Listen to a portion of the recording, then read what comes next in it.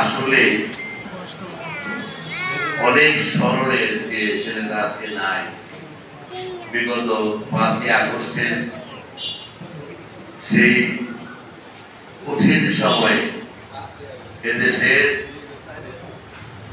বাংলাদেশের মানুষের শান্তি এবং সুখের তাগিদে আন্দোলনে আত্মহত্যা দিয়েছে।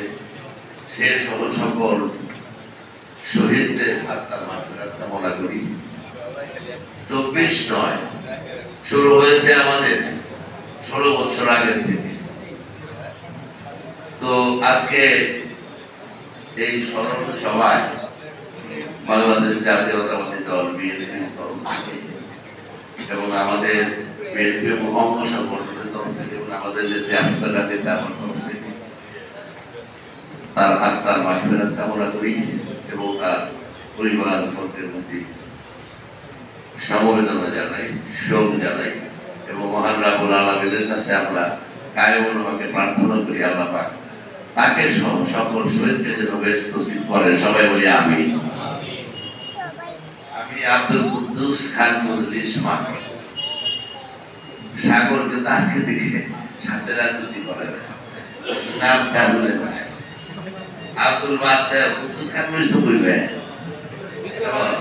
সবই বাদ দেয়, মাগর চেনে কম, সমস্যা তো নাই। ছাত্র রাজনীতিতে শুরু করছি, আমি ছিলাম মনোনীত মর্যাদা ছোট, এই যে পাশে বৈশা আছে আরেকজন নাই মারা গেছে আব্দুল কাদের, ওই যে ইয়ে গোপালগঞ্জের সত্য মানুষ আব্দুল হামিদ। আমরা কয়জন এই যে 3 রাস্তা না 4 রাস্তা করে এবং স্লোগান দিয়েছিল কয়জন তখন জাতীয় পার্টি ক্ষমতায়, জাতীয় ছাত্র সমাজ, ওটাও একটা স্বৈরাচার, সেটা কিন্তু বদল বুঝতেছে। যাই হোক, আমরা বিভিন্ন ঘটনার সাক্ষী। আর এই দরগ্রামটা বলতে গেলে সাকুরিয়া, হ্যাঁ সাকুরিয়া মধ্যভূমি বলা যায়, মধ্যভূমি বলা যায়, নাভি বলা যায়, আর প্রাণকেন্দ্র। আর শিক্ষা কিন্তু বিস্তারিত ছিল তখন দরগ্রাম থেকে।